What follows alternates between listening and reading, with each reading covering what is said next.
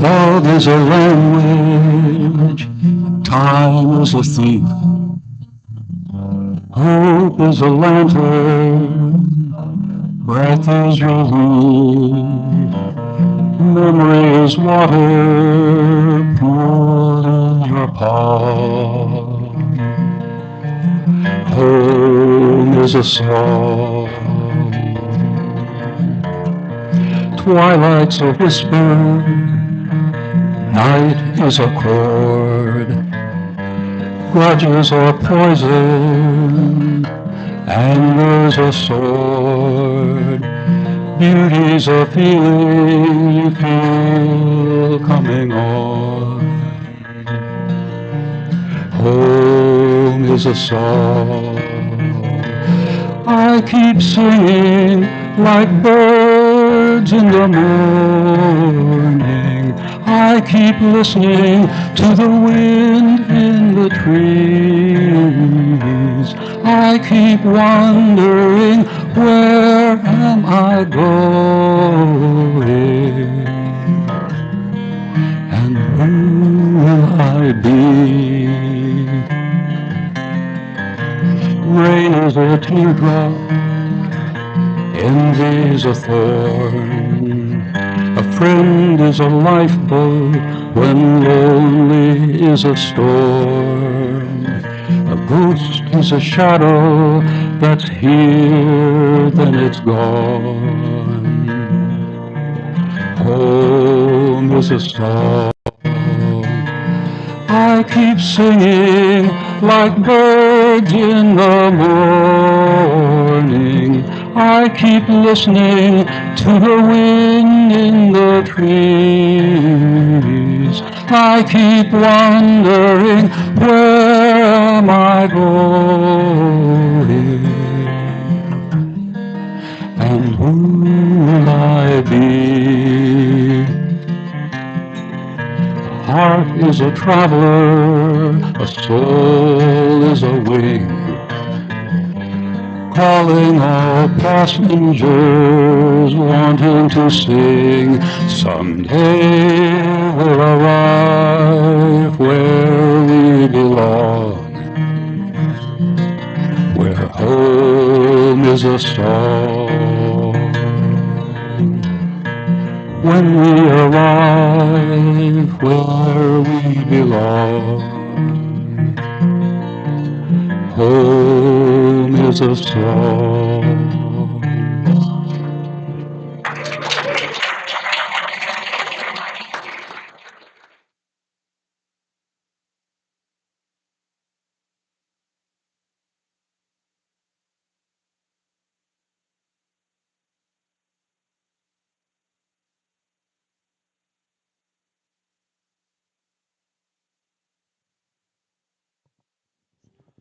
Thank you, David.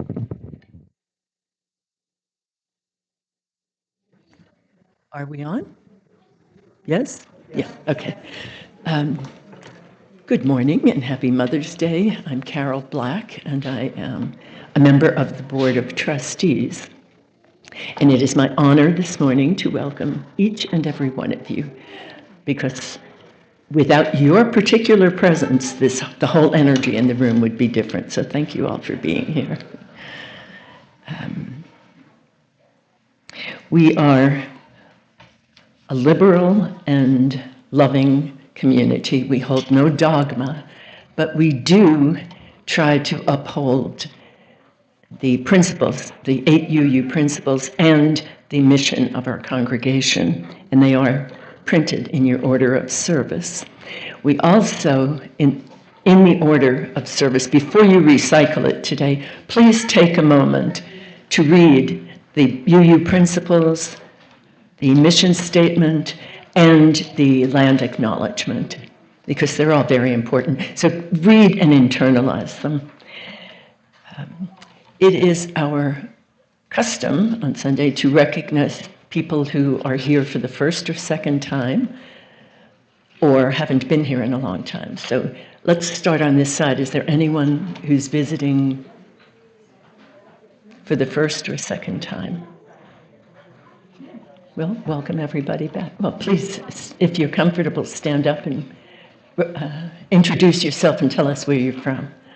I'm Raina. This is my spouse Saul. We just moved from Denver. Well, we moved from Denver in January, but this is the first time we've had time to breathe. Coming to church. So Welcome. Anyone else over here? And this side? Hi, everybody.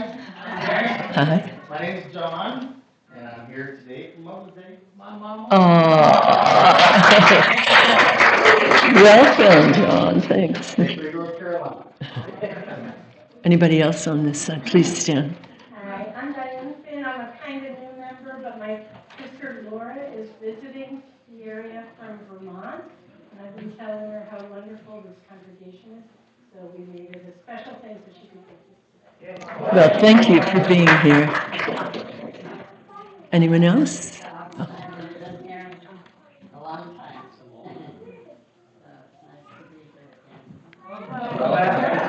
Welcome. Stand up. This is my brother. Oh, hey. Been waiting to meet you. Welcome.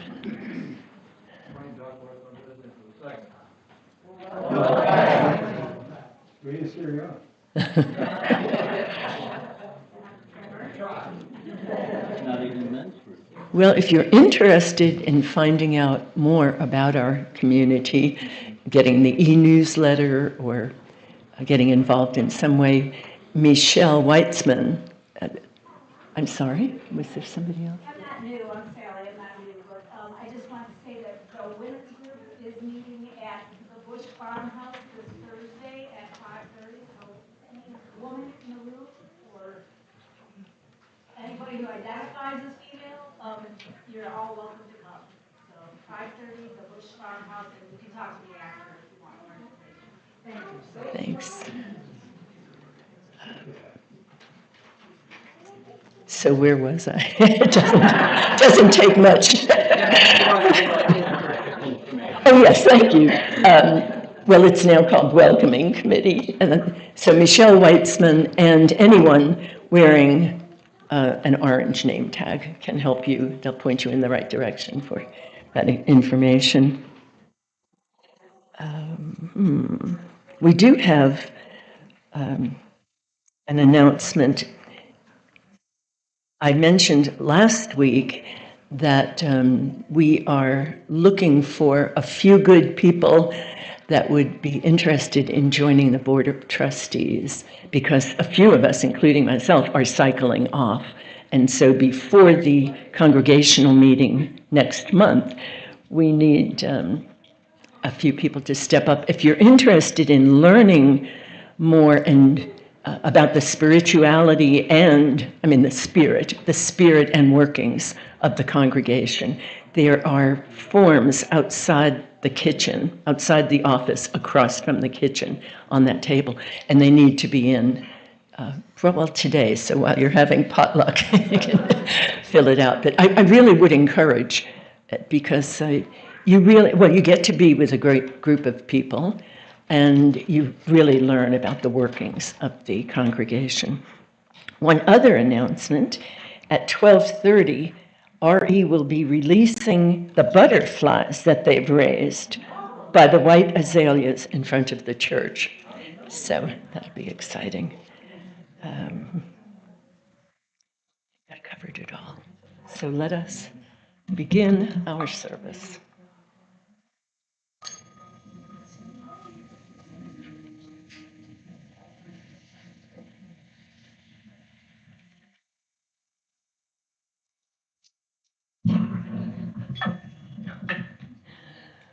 Graceful.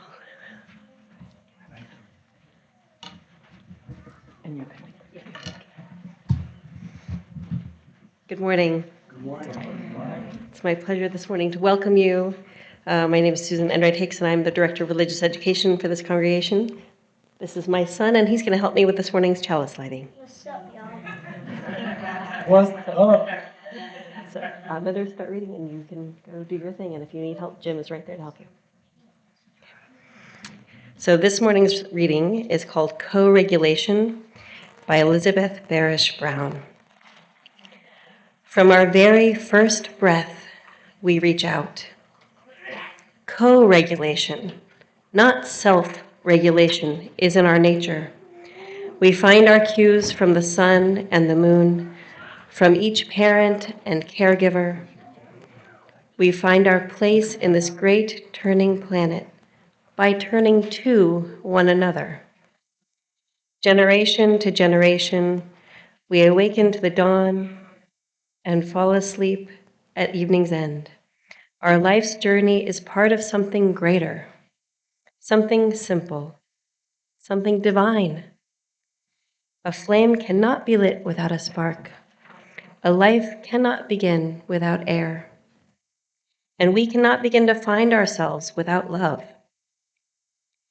May we reach out to one another. May we offer love and nurturing care. May we join together in celebration of the interdependence of our lives. In this spirit, let us worship together. And now I'd like to invite the young and young at heart who might like to look at the picture book to come up towards the front. I see that one of my young at heart, my young ones has just wandered off towards the back, but hopefully he'll join us in a moment. Anybody who wants to come closer to see our storybook, please join me up front. And after the story, anyone who wants to do a craft with me in Evelyn's room would be welcome to do that.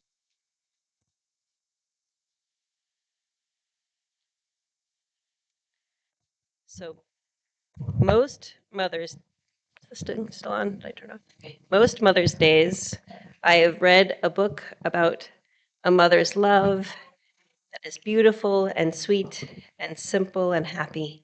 This morning's book involves a relationship that is a little bit more complicated. That's nice. This morning's book involves a relationship that's a little more complicated. I'm going to try and get through this book, as I always do, without crying, but as always, hit or miss. This morning's book is called Mama's Waves, and it's by Chandra Ghosh Ippen, with pictures by Eric Ippen Jr.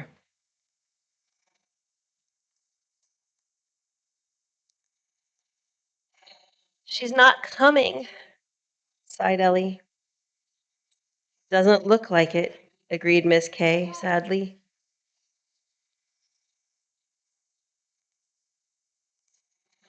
This had happened before. In the past, there were tears, slammed doors, ripped up cards. Sometimes Ellie would let Miss Kay hold her while she cried. Other times, she said horrible things she really didn't mean.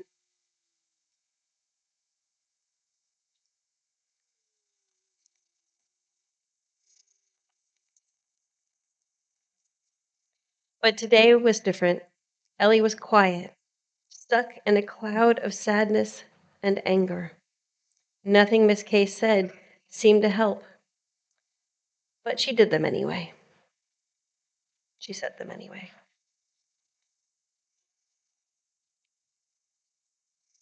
The next day, Miss Kay made a phone call, packed a thermos of chocolate milk, and told Ellie they were going to the beach.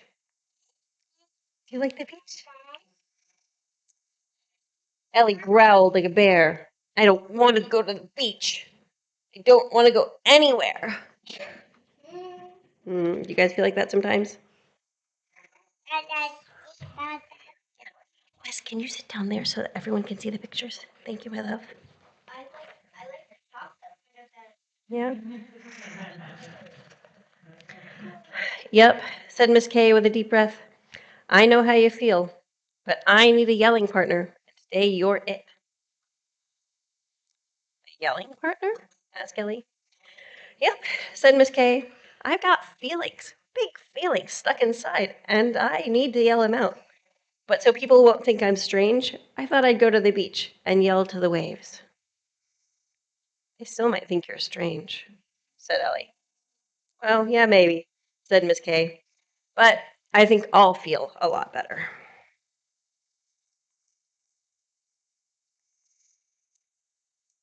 An hour later, they were at the beach with their feet in the waves. You ready? said Miss Kay. Yeah, said Ellie, and they began counting. 1, 2, 3. What do you think happens next?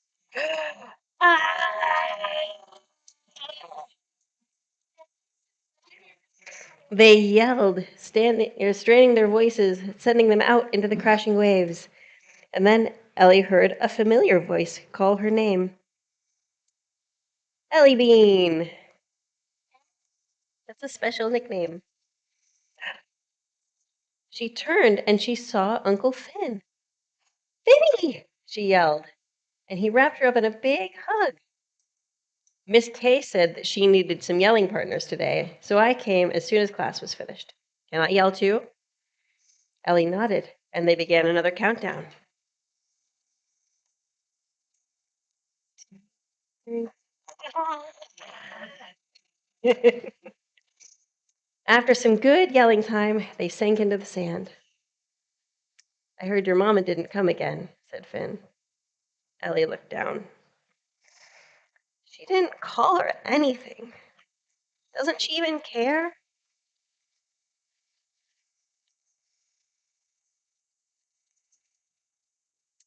Finn stared into the ocean.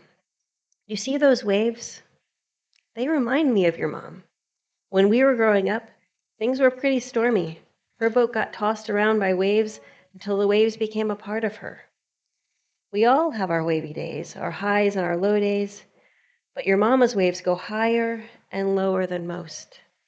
And sometimes they carry her away from the people she loves the most. Like you? Asked Ellie. Yeah, replied Finn. And you. Think she's okay? Whispered Ellie. I hope so, said Finn. She's battling her waves, and she's got to get some help. I worry about her. Me too, said Ellie.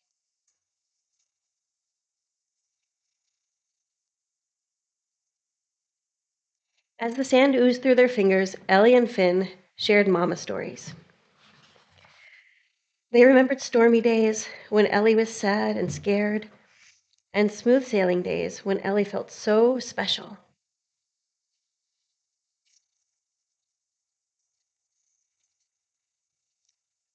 Oh, Finny, said Ellie, you remember the rainbow cookies? Rainbow cookies, asked Miss Kay. Yeah, said Finn.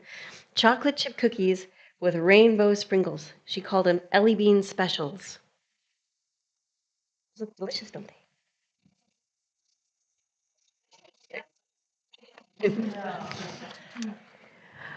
She said that when we ate them, they planted magic rainbows inside us, said Ellie. Miss Kay smiled. I knew you had magic inside you. Thank you for sharing those stories. Finny and I are here for you, and we want you to know that, we want to hear about your bad days and the good ones. Your mom is dealing with a lot, but we won't let those waves wash her magic away and her love.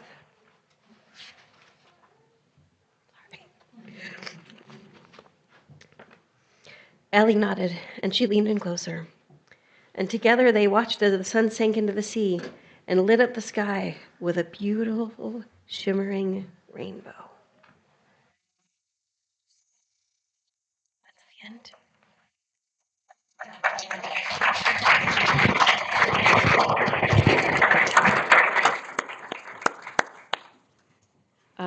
So again, I'm going to ask any kids who want to come to RE with me, or any adults for that matter, who want to make an art project, are welcome to join me in Evelyn's room. And we've got hymn number 21 for the beauty of the earth coming up.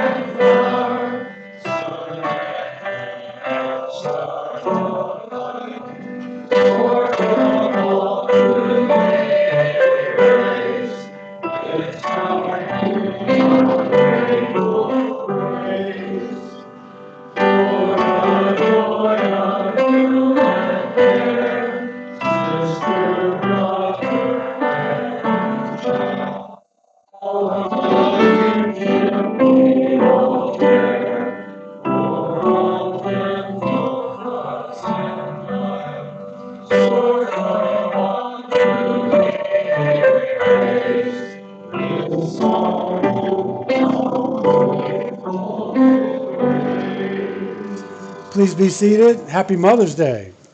It's a gorgeous day. Our reading will be apropos for the day. It's 573 in the back of your gray hymnal, a Mother's Day proclamation, and we will read it responsively.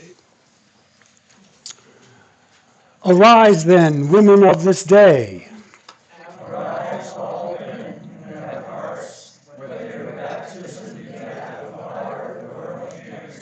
Say firmly, we will not have great questions decided by irrelevant agencies.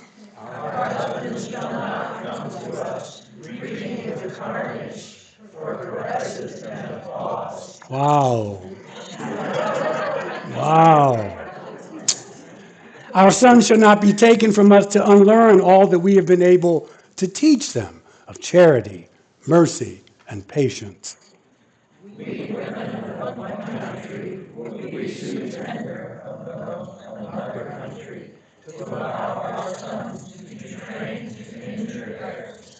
From the bosom of the devastated earth, a voice goes up with our own. It says, disarm, disarm.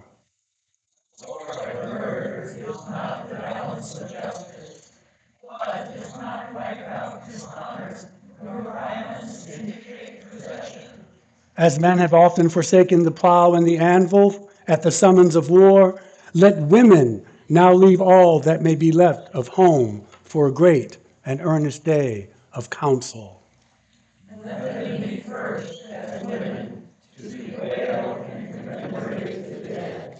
Let them solemnly take counsel with each other as the means whereby the great human family can finally live in peace.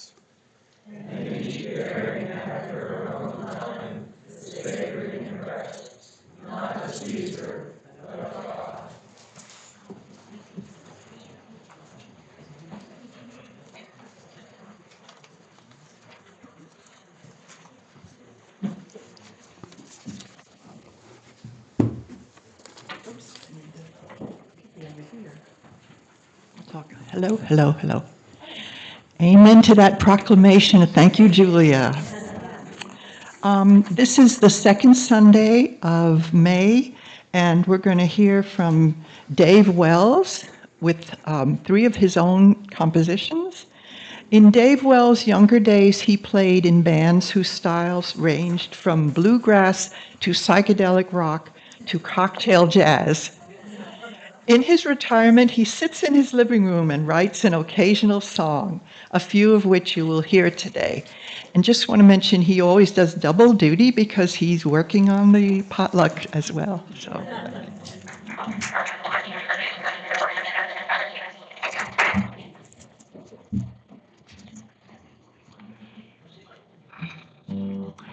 Well, I would like to say that I wrote this song to mark the occasion of our Reverend Michael's upcoming sabbatical. But the fact is, I wrote it over 20 years ago. So, Michael, I hope you won't be offended if I honor the occasion with a used song.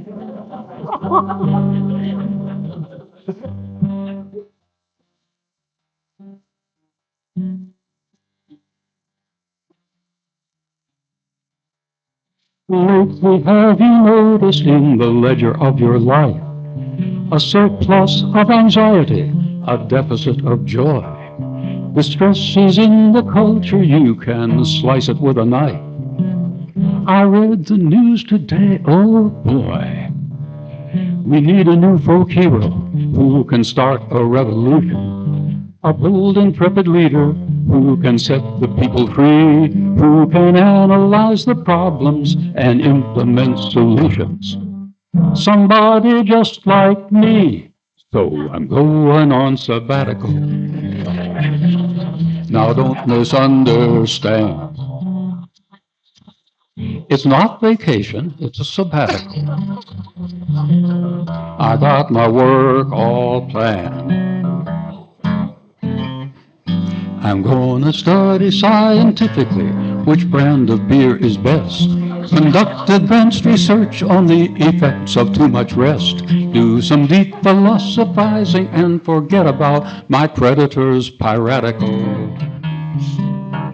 and my bosses autocratical. Life has gotten problematical, so I'm going on sabbatical. Now, stay with me. This plan has a place for you. You may think this auction's closed to those who haven't earned their stripes, but the plain and simple truth is anyone can play the game. It's not just for the clergy and some academic types. For you, it works the same. The ground rules are so simple, they're surely worth a mention. Just use each minute wisely and account for every day. So find a worthy project that requires your full attention. Then speak right up and say, hey, I'm going on sabbatical. Won't come to work this year. 'Cause life is busy on sabbatical. So much to do right here. You can study grains of sand along an isolated beach. Gaze up at the stars and pick up all they have to teach. Do some deep philosophizing and forget about those tax forms bureaucratical. Politicians so dogmatical. Telemarketers fanatical. Yes, when life gets problematical, take some action slightly radical and take a long sabbatical from life.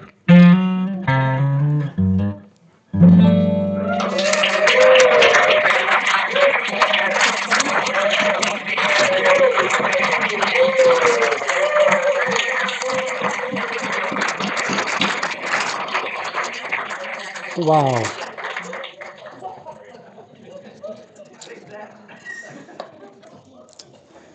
I don't know what to say. I think that, thank you. I'm going on sabbatical. No, not yet. Thank you, David. Before we do joys and sorrows, and Larry, you know, my mind, I'm almost forgetting. Diane and Richard are at the Black Mountain Rehab, Swananoa Rehab on 70.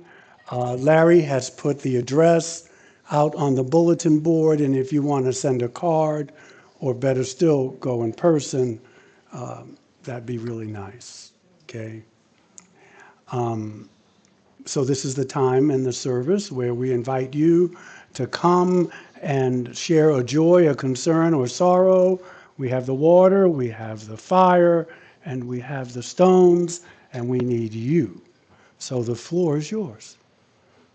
And I'll be on sabbatical. I'm going on sabbatical. I know some of you are saying, thank you, Jesus, but that's okay too.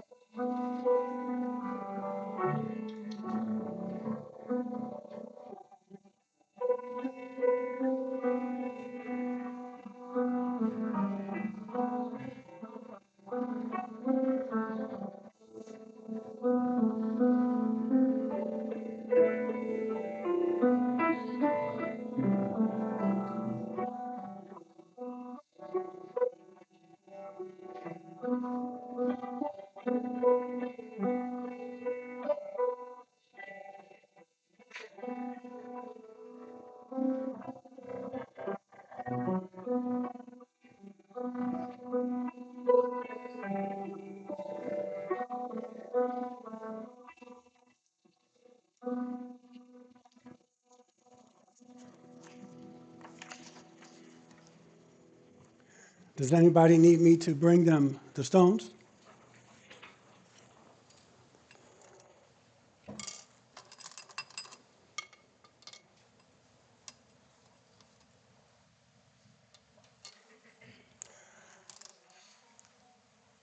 This big boulder of a stone, or maybe not a boulder, is for those of you who, for whatever reason, decided not to come up.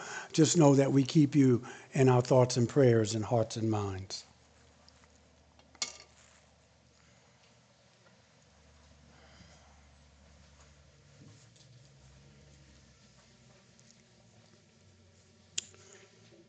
I want to share with you as a meditation the brilliance of John O'Donohue. This is called For a Mother, from his book To Bless the Space Between Us. And we will have our time of quiet afterwards as usual. So please center yourself as you see fit.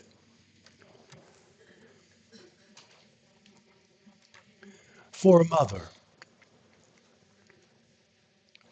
Mother, your voice learning to soothe your new child was the first home sound we heard before we could even see. Your young eyes gazing on us was the first mirror where we glimpsed what to be seen could actually mean. Mother, your nearness tilled the air, an umbilical garden for all the seeds of thought that stirred in our infant hearts. You nurtured and fostered this space to root all our quietly gathering intensity that could grow nowhere else. Mother, formed from the depths beneath your heart, you know us from the inside out. No deeds or seas or others could ever erase that. And now, while our minds are one for this brief moment,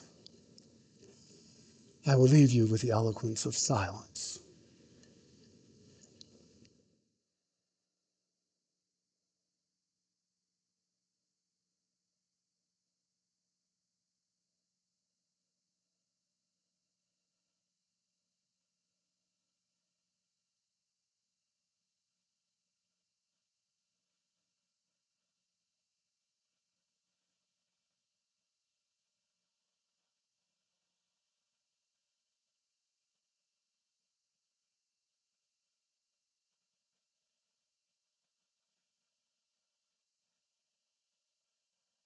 And so it is. I am only one, but still I am one. I can't do everything, but still I can do something. And because I cannot do everything, I will not refuse to do the something that I can do. In that spirit, we will now collect this morning's offering. Thank you, brother. Thank you.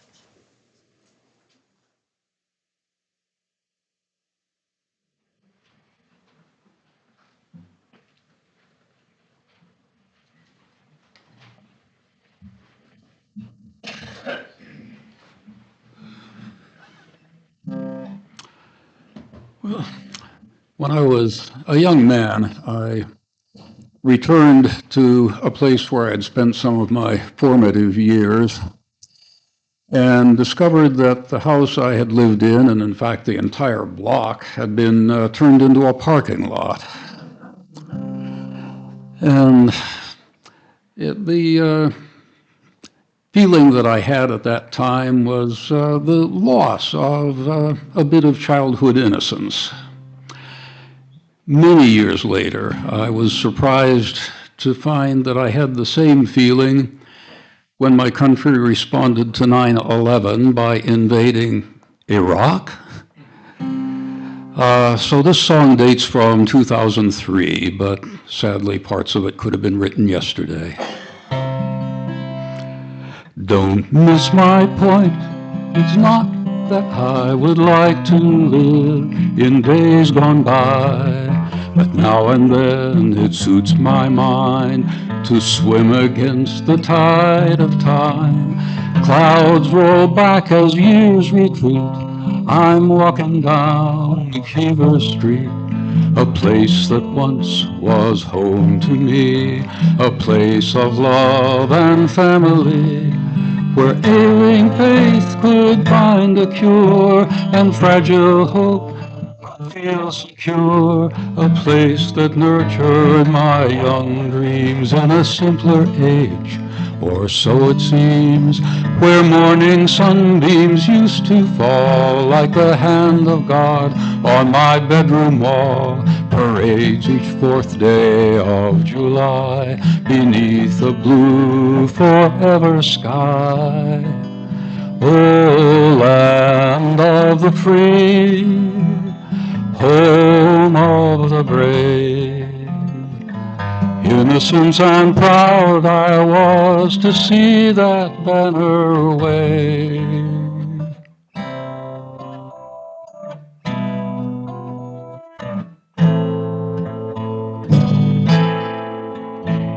Their faces haunt my TV screen. They are my country's war machine. Unwelcome in a foreign land, the script has not played out as planned. Each blank, uncomprehending eye stares back at me and wonders why. Where's the reason? What's the goal? And just when did we lose control? Oh, land of the misled, home of the confused, black and white, left and right, we all are being used.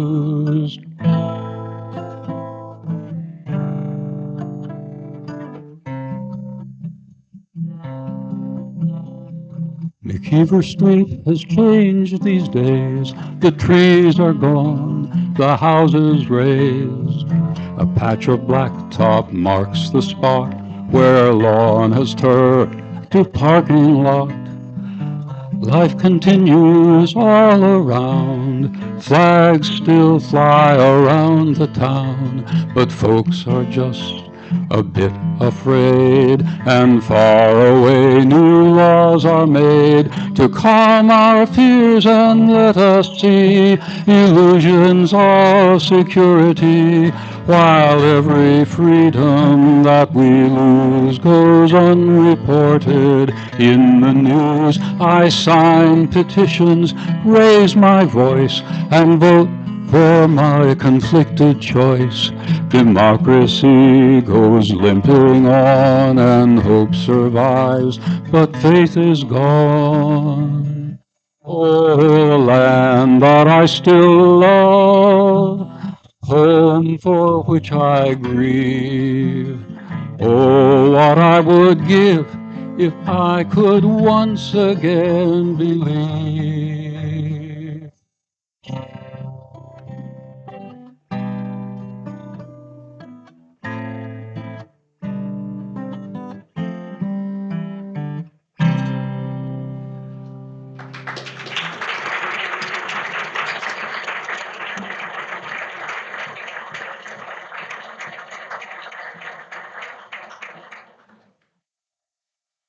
Thank you, brother. Thank you.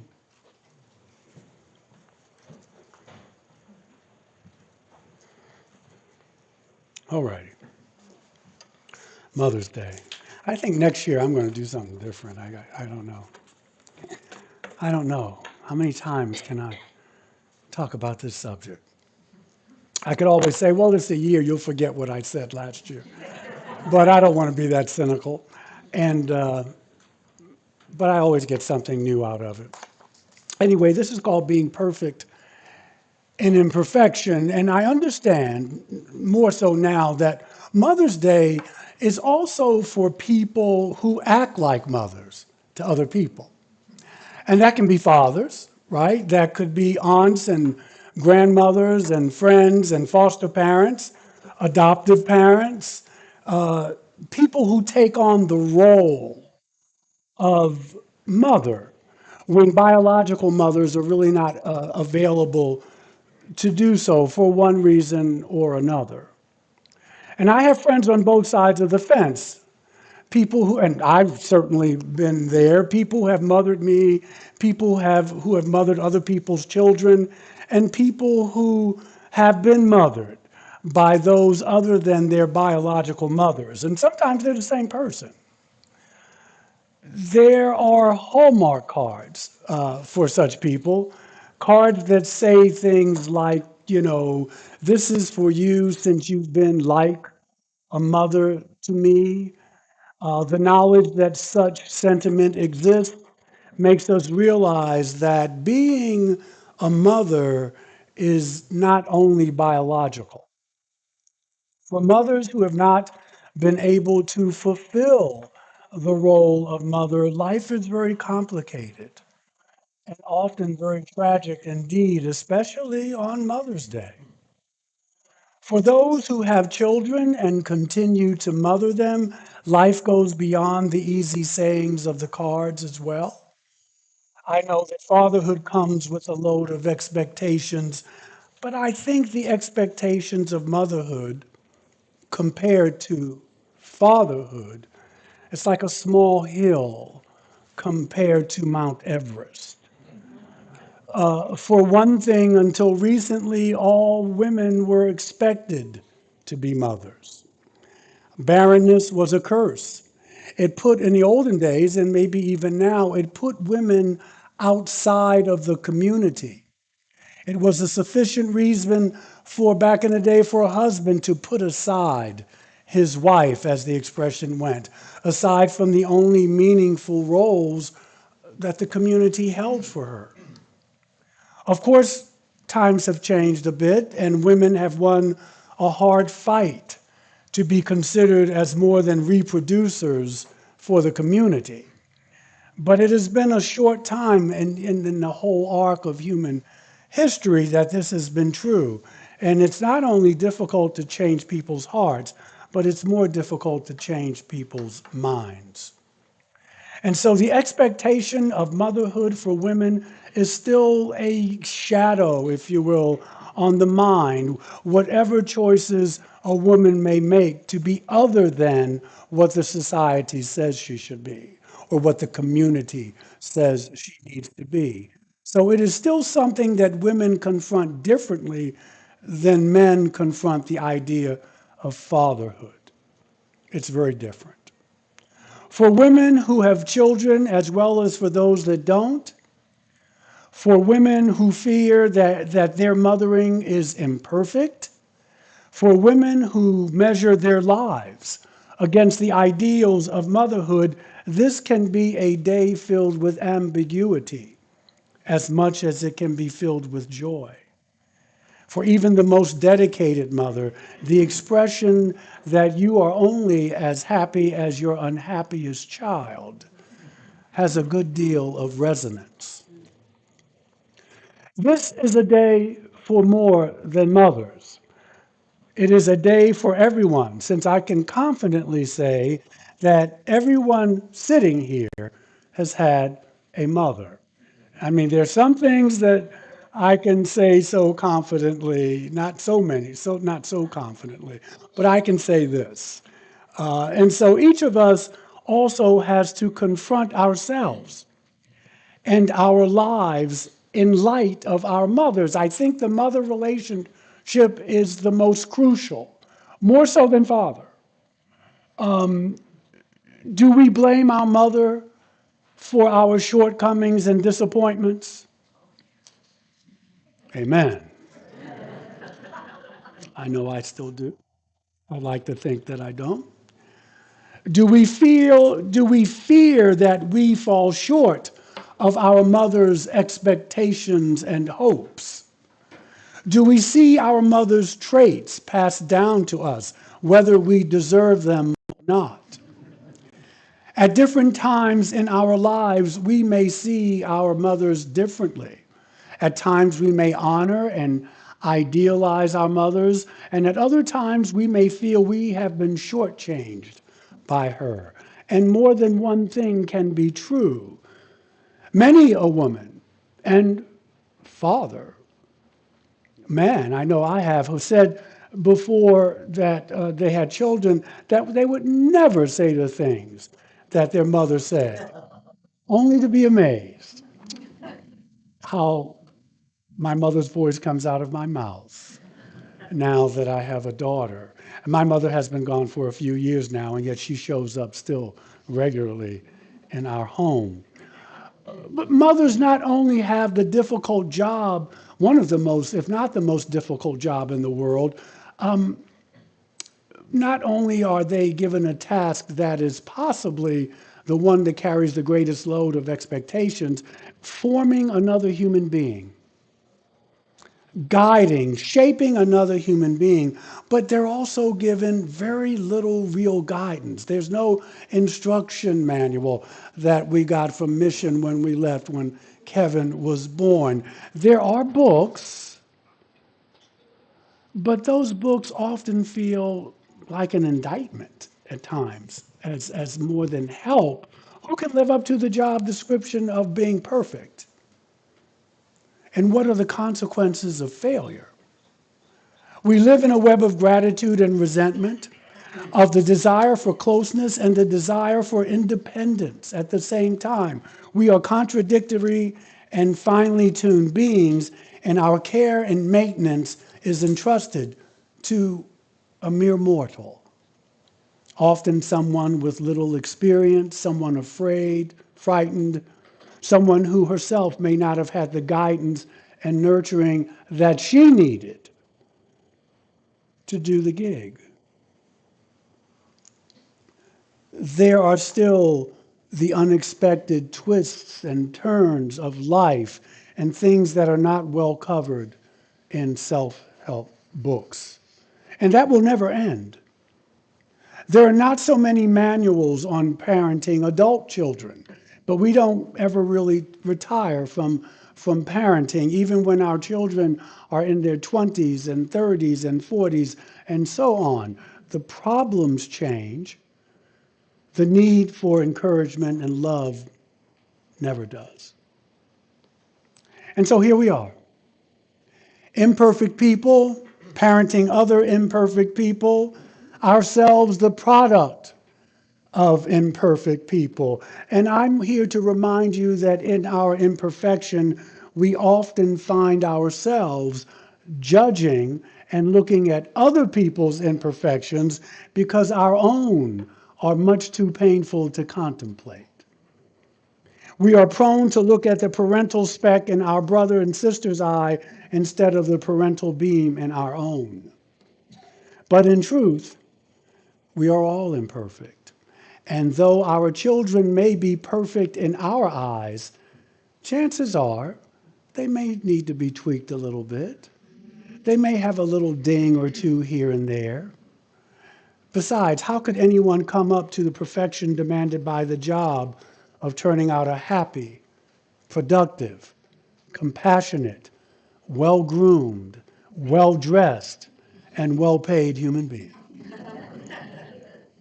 And if we can't, is this a fallen, broken world inhabited by fallen, broken people? Now, I know that's the view of many religions, but I don't think that's our view here.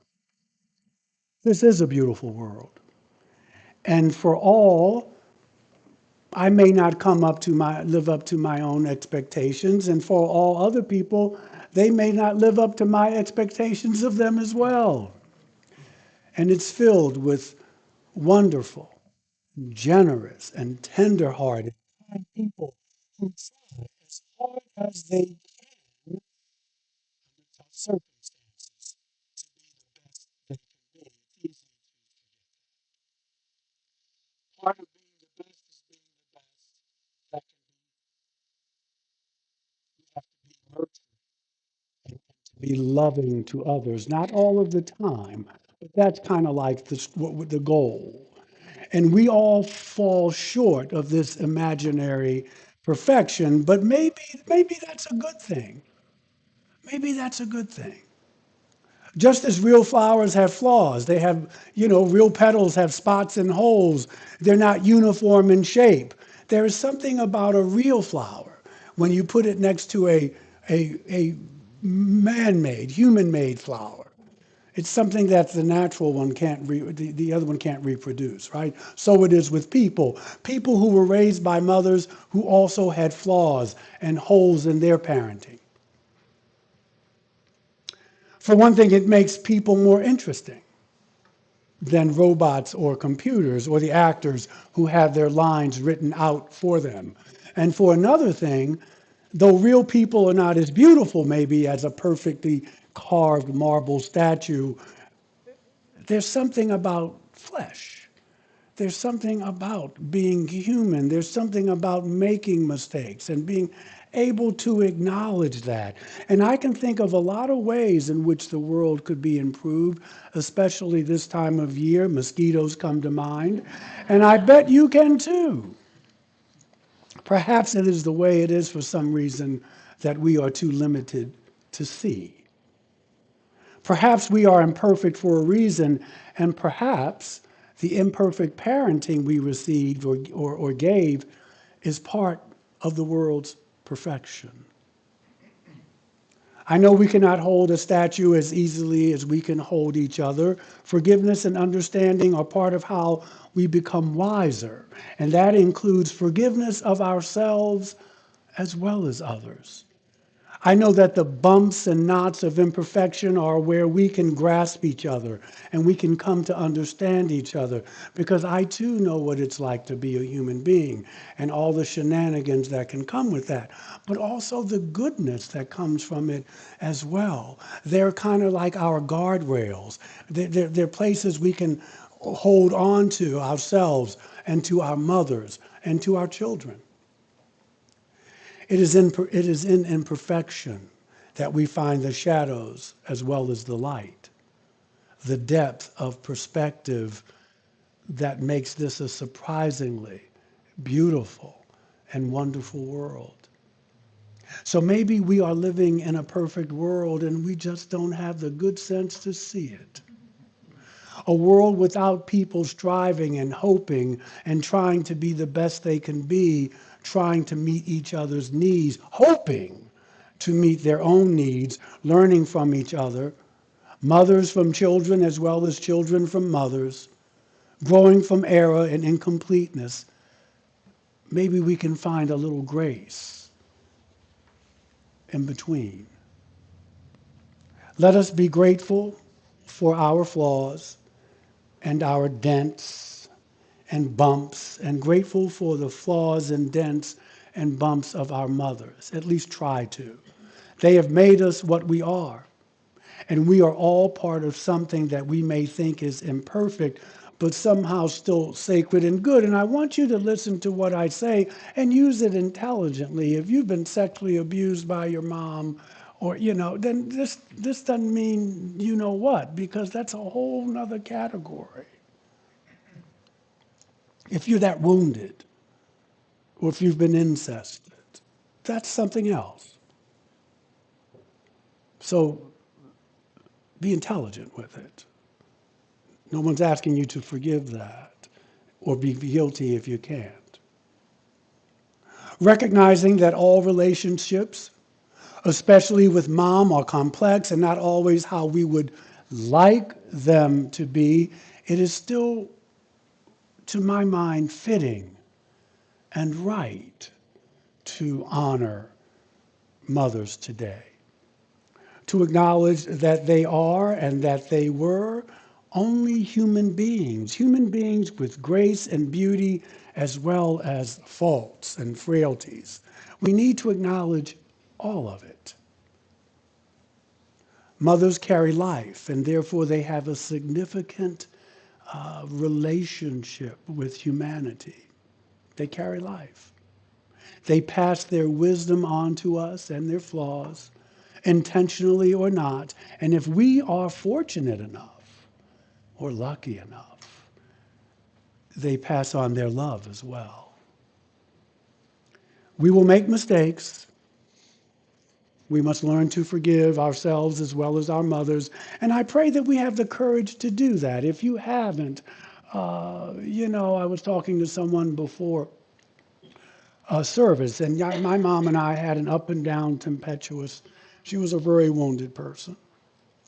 And they said, well, and she's dead now, she's crossed over. And they said, well, you can't repair that relationship. But I believe you can. Just because they're gone physically doesn't mean you can't. And there are ways to do that. But we make mistakes. But I pray that you have the courage to at least try. I pray that you want to have the strength to love. Not to love, not there yet. May not get there. But notice that you want to.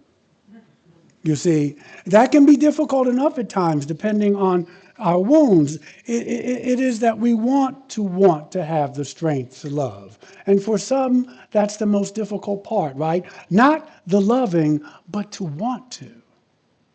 To want to. For if we really search ourselves and we are honest with ourselves, we can acknowledge that in this life, there are still some people that we simply don't want to love. Now, I'm not going to ask for a show of hands, but I know there's some people I don't want to love them. And for many of us, this person is our mother. This person is our mother. Having said that, on this day, I salute you, mothers, and I salute all those who have mothered myself and us during our lives. I'm talking about teachers and clergy and blame takers and risk takers and guardians, role models, nurturers, defenders, life givers, those who have disciplined us for our own good. And like us, they just were not perfect. They are the voices in our head that simply won't go away. Indeed, they are humanity itself. Peace be with you all, and happy Mother's Day. Happy Mother's Day. Now we can eat. Please rise for the closing hymn this morning, number 163, a hymn to the mother of us all, for the earth forever turning. And afterwards, please have a seat because Dave is going to play another song.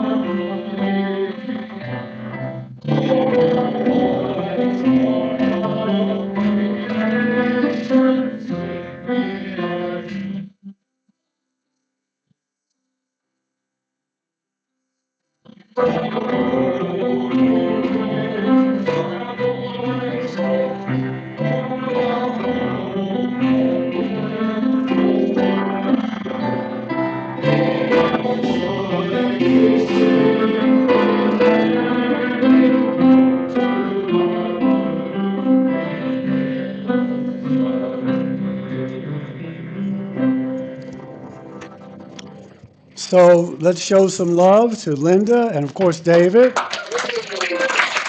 and to all the mothers. We thank you. This is from Unitarian Universalist minister Theodore Parker. He says, "We believe in knowledge, for there is no help in ignorance. We believe in reason, for without it, humankind surrenders to the blind forces of falsehood and prejudice. We believe in compassion, for revenge and hatred destroy the spirit. We believe in community, for no person's potential can be realized if one lives as an island. And we believe in love, for love is life's most creative gift. Happy Mother's Day to all of you.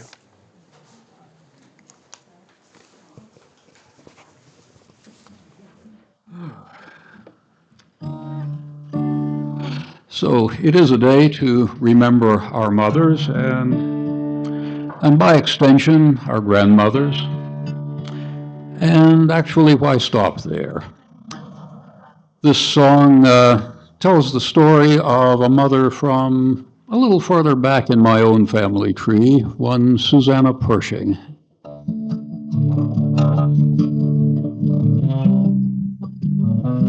You were born in Pennsylvania, so says the family lore, that blend of fact and fiction intertwined. I know the name Susanna, I wish that I knew more. Your childhood is a cipher in my mind. The first time that we met, you were a carpenter's young wife. Were you living in a house he built for you? And when you and William married, did you have a happy life? And were you rich or poor? I wish I knew. Susanna, you're a book with missing pages, a story not recorded, but whispered in the air. So much of it has vanished through the ages, leaving only fragments of chapters here and there.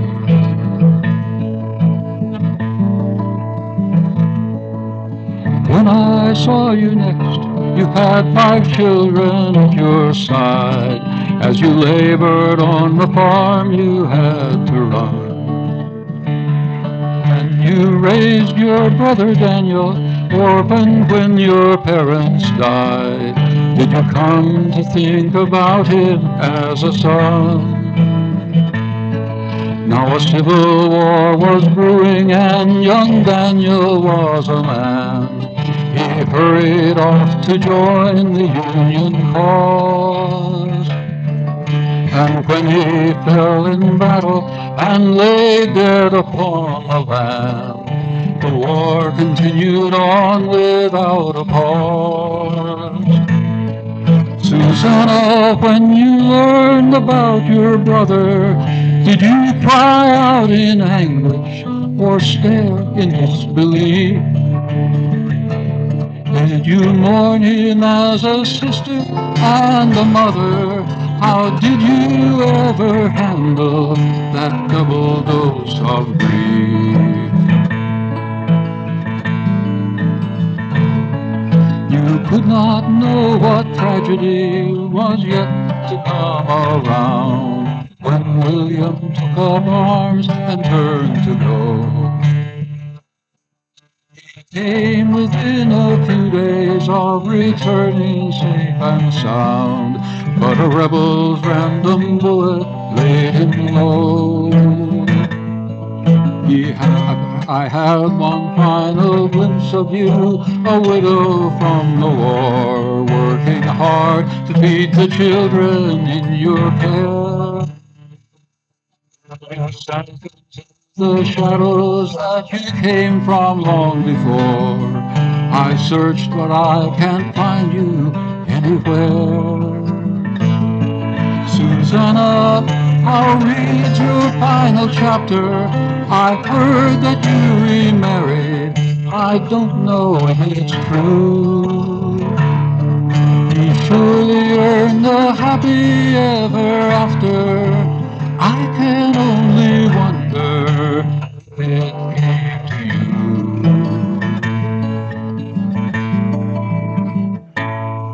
For generations later, I stand looking back in time at the life you had to reaffirm each day. When I think that your existence was prerequisite to mine, I'm grateful more than these few words can say. So I'm reaching back 2 centuries to keep your name alive, old prepayment on the debt I owe to you. Some may listen and remember, and your story will survive. Susanna, that's all that I can do.